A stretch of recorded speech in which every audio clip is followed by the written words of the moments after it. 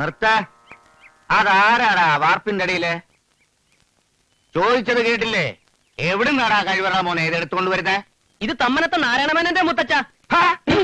ഏണം കേട്ടവനെ, ഈ മംഗലത്തെ മൂപ്പിൽ നായർക്ക് ഇവിടെ ഒരു സദ്യ നടത്താൻ തമ്മനത്തെ മേനോന്റെ വാർപ്പ് വേണോടാ? ഞാന് ആഹാ, നാരായണൻകുട്ടി നീയായിരുന്നോ? നിന്നോട് ആരാടാ കഴുതേ ഇതും താങ്ങി പിടിച്ചോണ്ട് ഇങ്ങോട്ട് വരാൻ പറഞ്ഞേ? ഇന്ന് അച്ഛന്റെ പിറന്നാളല്ലേ അച്ഛ? ക്ഷണിച്ചിട്ടും ക്ഷണിക്കാണ്ട് 100 കണക്കിന് ആളുകളാ ഇന്ന് ഉച്ചയ്ക്ക് ഇവിടെ ഉണ്ണാൻ വരുന്നത്. അവർക്ക് ഇത്തിരി പായസം ഉണ്ടാക്കാൻ വേണ്ടി. അച്ഛനെ വിട്ടേ. അച്ഛനെന്നെ വിളിച്ചോ? നീ അതെടുത്ത് വിറ്റു അല്ലടാ? ഏതാ അച്ഛ? നിന്റെ അമ്മയുടെ നായരില്ലേ ഈ ഞാൻ ഉണ്ടാക്കി വെച്ചിട്ടില്ലേ ഇതിനേക്കാൾ വലിയ വാർപ്പ്? അതെടുത്ത് വിറ്റോന്ന്. അയ്യോ, വിറ്റതല്ല, വേറൊരു സദ്യക്കാർക്ക് വാടകയ്ക്ക് കൊടുത്തതാ. ഞാനത് ഇപ്പൊ പോയി നിക്ക്. എന്ന് മുതലാടാ മൂപ്പിൽ നായര് കാരണവന്മാരുടെ വാർപ്പും തളികയും വാടകയ്ക്ക് കൊടുത്തു തുടങ്ങിയത്? അച്ഛനല്ല, ഞങ്ങളാ കൊടുത്തത്. എന്തോരം വലിയ വലിയ പാത്രങ്ങളാ ഇതിനകത്ത് ഇങ്ങനെ കിടന്ന് പൂത്തു പോകുന്നത്. വല്ലപ്പോഴും അടുപ്പിൽ കയറിയിരുന്ന ഒന്ന് നല്ലപോലെ ചൂടാകാൻ അതുങ്ങൾക്കും ഉണ്ടാവില്ല അച്ഛാ മോഹം. ഈ കിണ്ടിക്കും തളിയേക്കും ഒക്കെ മോഹങ്ങളുണ്ടെന്ന് പറയാൻ അതുങ്ങളൊന്നും ചേട്ടന്റെ മക്കളൊന്നും അല്ലല്ലോ. അതേടാ, അച്ഛൻ ഉണ്ടാക്കിയ എന്തിനെ എന്റെ സ്വന്തം മക്കളെ പോലെ ഞാൻ നോക്കണത്. വാടകയ്ക്കല്ല അച്ഛാ കൊടുത്തത്. സദ്യ കഴിഞ്ഞാൽ അതല്ല ഇപ്പൊ ഇങ്ങെത്തും. വാടകയ്ക്കാ കൊടുത്തത് അച്ഛാ. ഒരു ദിവസത്തേക്ക് 500 രൂപ. ചേട്ടൻ കള്ളത്തരം പറഞ്ഞാലും ഇന്നത്തെ ദിവസം അച്ഛനോട് കള്ളത്തരം പറയാൻ എന്നെ കിട്ടില്ല. ഇന്ന് അച്ഛന്റെ പറഞ്ഞാളല്ലേ? വെറുതെ കൊടുക്കാമെന്ന് ഞാൻ പറഞ്ഞപ്പോ വാടകയ്ക്ക് കൊടുത്താൽ മതി നീ അല്ലേ പറഞ്ഞത്? അച്ഛൻ അറിയാതെ 34,000 രൂപയ്ക്ക് വിൽക്കാന്നല്ലേ ചേട്ടൻ പറഞ്ഞത്? അത് പാടില്ല എന്നല്ലേ ഞാൻ പറഞ്ഞത്? അച്ഛൻ എന്നോട് ക്ഷമിക്കണം, ഞാൻ ഒരു തെറ്റും ചെയ്തിട്ടില്ല. അച്ഛൻ എന്നെ അനുഗ്രഹിക്കണം. ഞാനൊരു തെറ്റ് ചെയ്തിട്ടുണ്ട്. ശരി, ഒരു കാര്യം എനിക്ക് തരാൻ വന്നില്ല. ഒരു കാല് തരാൻ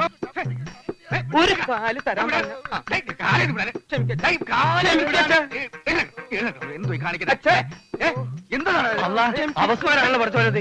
എന്താണ് ഇരുമ്പ് നഷ്ടം വിട്ടു വരാൻ? അപസ്മാരം തന്റെ വാപ്പിച്ച കൈ കൊടുക്കുന്നേ അല്ല, താക്കോല് പിടിക്കാൻ കൊടുത്തതിന്റെ ഗുണമായി കാണിക്കുന്നേ.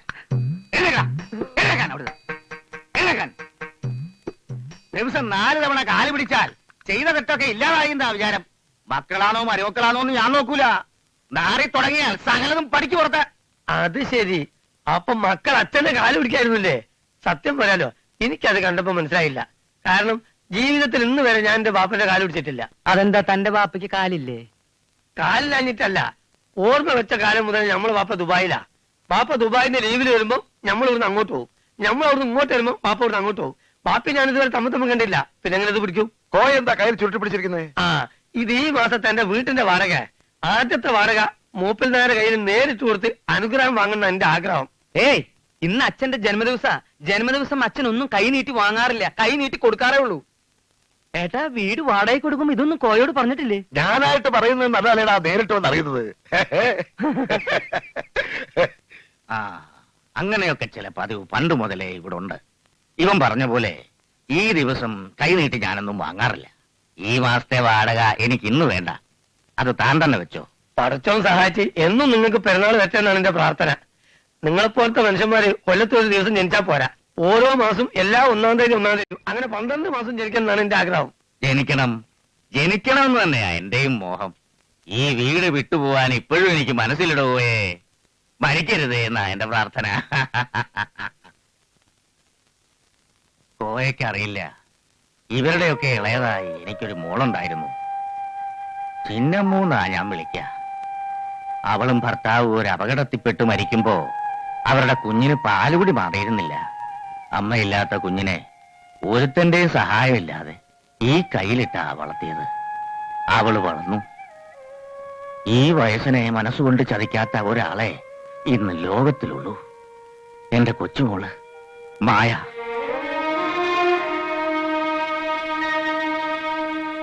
ഇന്നെന്റെ പിറന്നാള് മാത്രമല്ല, മായ ബോംബെന്ന് എന്നെ കാണാൻ വരുന്ന ദിവസം കൂടിയാ. ഇതുവരെ ഒരു പിറന്നാളും അവളെ കാണാതെ ഞാനിവിടെ ഉണ്ടിട്ടില്ല. ഇന്ന് വരും എഴുത്തുണ്ടായിരുന്നു.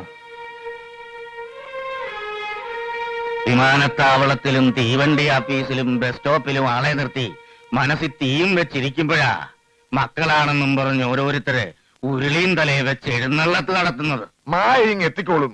അച്ഛൻ ഇങ്ങനെ വിഷമിക്കണം കാണുമ്പോ ഞങ്ങൾക്ക് വരെ മനസ്സ് മുറുകി പൊട്ടുക. അത് മായ വന്നു.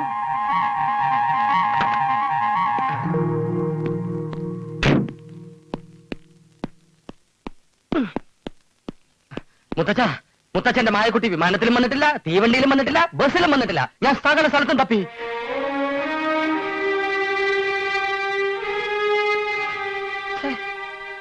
മുത്തച്ഛ മുത്തച്ഛ മുത്തച്ഛ, ബോംബെയിൽ അവളുടെ അഡ്രസ് തരുമോ? അവൾക്ക് അവിടെ എന്താ ഇത്ര വലിയ തിരക്കെന്ന് എനിക്കൊന്നറിയാലോ. വേണ്ട വേണ്ട തരണ്ട. ഞാൻ അവൾക്ക് കത്തെഴുതൊന്നും പേടിച്ചിട്ടല്ലേ എനിക്ക് അഡ്രസ് തരാത്തത്. ചോദിച്ച അവളും തരികയല്ല. എന്താ ഇത്?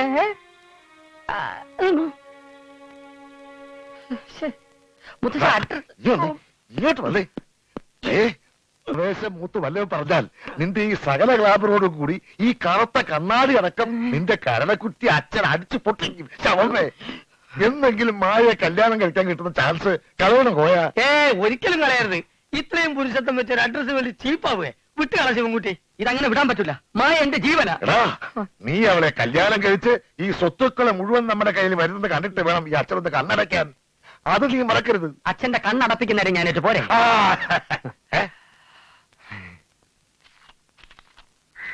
വാടക 400 വാടകയില് പകുതി ഇങ്ങക്കും പകുതി അമ്മക്കും.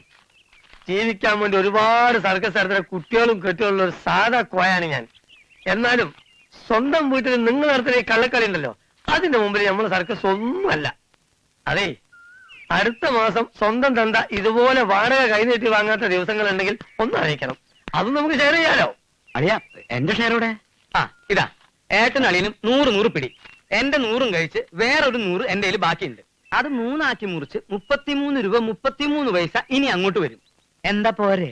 പോരാ, എന്നാലും 1 പൈസ ബാക്കി വരും. വന്നോട്ടെ. അത് അളിയന്റെ 16 അടിയന്തരത്തിന് ഞാൻ ഭഗവതിക്ക് നേർച്ച കെട്ടുന്നുണ്ട്. എന്തേ ഏട്ടൻ എന്ത് പറ്റി? അച്ഛനെ പറ്റിച്ച് നമ്മൾ എത്ര കാലമാണ് ഇങ്ങനെ കഴിയുക? അച്ഛന്റെ സ്വർഗാരോഹണം വരെ ഇങ്ങനെ കഴിയാം. അല്ലാതെ എന്താ ചെയ്യാ? തന്തയാണെന്ന് പറഞ്ഞിട്ട് ഒരു കാര്യമില്ല. ദേ തല്ല് കിട്ടി എന്റെ പുറമൊന്ന് നോക്കിയേ. പിന്നെ കാണാം. ഇളയ പെങ്ങള് ചിന്നമ്മ മരിച്ച പിന്നെ അച്ഛൻ ഇങ്ങനെ കണ്ണിച്ചോടയില്ലാതായത്. ചിന്നമ്മുവിന്റെ മകള് മായോടാ അച്ഛൻ എല്ലാരേക്കാളും ഇഷ്ടം. അവൾ ഇന്ന് വന്നില്ലെങ്കിൽ ഇവിടെ ആകെ പ്രശ്നമാവും. അളിയാ, സദ്യ വിളമ്പറായി. അവിടെ ആരുമില്ല. ഡോ, തനിക്ക് മറ്റേതാണ്ടേ? അതല്ലടോ എന്റെ പുറം. അതുകൊണ്ട് പിന്നെ കാണാം.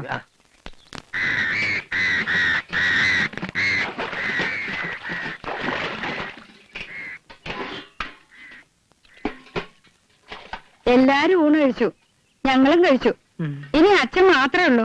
വിളമ്പട്ടെ? വേണ്ട, എനിക്ക് വിശപ്പില്ല. അച്ഛന് വേണ്ടെങ്കിൽ എനിക്കും വേണ്ട. ഞാനും കഴിക്കുന്നില്ല. എന്നാ ഞാനും കഴിക്കണില്ല. അപ്പൊ നിങ്ങൾ രണ്ടാളും കഴിച്ചു എന്ന് പറഞ്ഞതോ? അത് കുട്ടികൾ കഴിച്ചപ്പോ ഞാൻ ആ ഇലയിൽ ഒരു ഇത്തിരി വാരി കഴിച്ചതാ. അച്ഛന് വിശ്വാസമില്ലെങ്കിൽ വേണ്ട. ഒരു നേരം പട്ടിണി കിടന്നു വെച്ച് എനിക്കൊന്നും സംഭവിക്കാൻ പോകുന്നില്ല. അപ്പൊ നീയോ? ഞാൻ അവസാനം ചെറിയൊരു ഗ്ലാസ്സിൽ ഇത്തിരി പായസം കുടിച്ചു. ക്ഷണിച്ചവരെല്ലാം വന്നിരുന്നോടാ. ആകെ 713 ഇലയിട്ടു. പായസം തികഞ്ഞില്ല. രണ്ടാമത് ഉണ്ടാക്കി.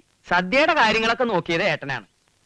അനാഥ മന്ദിരത്തിലേക്ക് ഒരു ചാക്കരിയും 140 ഊണും ഞാൻ കൊടുത്തയച്ചു. അതെപ്പോ?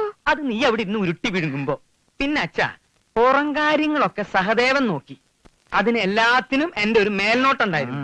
അതുകൊണ്ട് കാര്യങ്ങളൊക്കെ ഭംഗിയായി. സാധനങ്ങളുടെ വിലയാ ഭയങ്കരം. കേട്ടാ ഒരാളും വിശ്വസിക്കില്ല. സാരമില്ല, ഞാൻ വിശ്വസിച്ചോളും. ചോദിക്കുമ്പോ പറഞ്ഞാ മതി. അതിനു മുമ്പ് നീ നിന്റെ പെങ്ങളെ ഒക്കത്തെടുത്ത് അപ്പുറത്തെങ്ങാനും കൊണ്ടുവെക്ക്. ഇവരുടെ ഈ കരച്ചിൽ എനിക്ക് അത്ര പിടിക്കുന്നില്ല. എനിക്കറിയാം, പായമോള് വരാത്തതിന് അച്ഛൻ എന്നോടാ ദേഷ്യം. ഞാൻ എന്ത് തെറ്റാ ചെയ്തത്? എന്റെ കൂടെ പുറത്തെ നീ എന്തിനാ ഇങ്ങനെ കരയണേ? നീ കരയണ കാണുമ്പോ എനിക്ക് തിരിച്ചു നിൽക്കാനാവില്ല. കേട്ടില്ലേ വെച്ചിട്ടാ? എന്താ? എനിക്ക് അല്പം സ്വസ്ഥത തരുവോ? മുത്തച്ഛ, ഞാൻ പറഞ്ഞില്ലേ മുത്തച്ഛ, അവൾ പുറപ്പെട്ടിട്ടില്ല. ഇതാ കമ്പി വന്നിട്ടുണ്ട്. അവൾക്ക് അവിടെ എന്തോ ജോലി തിരക്കാണത്രേ. കാര്യം ഞാനൊരു ഉയർന്ന ഉദ്യോഗസ്ഥനോ വലിയ ബിസിനസ്മാനോ ഒന്നും അല്ലെങ്കിലും ഒരു പെണ്ണിനെ സ്നേഹിക്കാനുള്ള മനസ്സും ചങ്കൂറ്റവും ഈ വീട്ടിൽ മറ്റാരെക്കാളും എനിക്കുണ്ട്. എനിക്ക് മാത്രമേ ഉള്ളൂ. എനിക്ക് മായ ഇഷ്ടമാണ്. മായയ്ക്ക് എന്നെയും ഇഷ്ടമാകണം. ഇന്നേ സമയം വരെ ജലപാനം പോലും കഴിക്കാതെ മായ അന്വേഷിച്ച് സകല ദിക്കിലും ഓടി നടന്ന് ഒടുവിൽ ഈ കമ്പിയുമായി ഞാനിവിടെ എത്തിയത് അവളെ കാണാൻ മുത്തച്ഛന് എന്നെ പോലെ വിഷമിച്ചിരിക്കുന്നു എന്ന് അറിഞ്ഞിട്ട് തന്നെയാ. ഈ കാര്യം പറഞ്ഞുകൊണ്ട് ഇനിയെങ്ങാനും നീ എന്റെ നേരെ വന്നാൽ വല്ലതും കടിച്ചു തിന്നാൻ നേരത്തെ വായി പല്ല് കാണത്തില്ല. ഇറങ്ങിപ്പോയോ? പിന്നെ എന്റെ അച്ഛാ, എന്താ മോനെ? മുത്തച്ഛൻ എന്റെ തന്തയ്ക്ക് വിളിച്ചു. അത്രേ ഉള്ളൂ. മായമോള് വരില്ലേടാ ശിവൻകുട്ടി? മായ വരാൻ യാതൊരു വഴിയും ഞാൻ കാണുന്നില്ല. കമ്പിയിൽ പിന്നെ എന്താടാ അവളെ എഴുതിയിരിക്കുന്നത്? 1 കിലോ ചെമ്പ് കമ്പ് ഈ ചെറിയ മാവന്റെ തലയിൽ കെട്ടിവെച്ച് ബോംബെയിലോട്ട് അയക്കാൻ പറഞ്ഞു. അവളിങ്ങോട്ട് വരുന്നില്ലെന്ന്. മായ പിന്നെ ബോംബെയിൽ എന്തെടുക്കുക? ബോംബെയിൽ അവൾ എന്തെടുക്കണം? നിങ്ങളിൽ നിന്നെല്ലാം രക്ഷപ്പെട്ട് അങ്ങ് അകലെ എന്റെ മായ ബോംബെ നഗരത്തിൽ ഒരു മായാമോഹിനിയായി മാറിക്കൊണ്ടിരിക്കുകയാണ്. കരയാടാ. എനിക്കിനി അവളെ കിട്ടില്ല അച്ഛാ. മായ മായ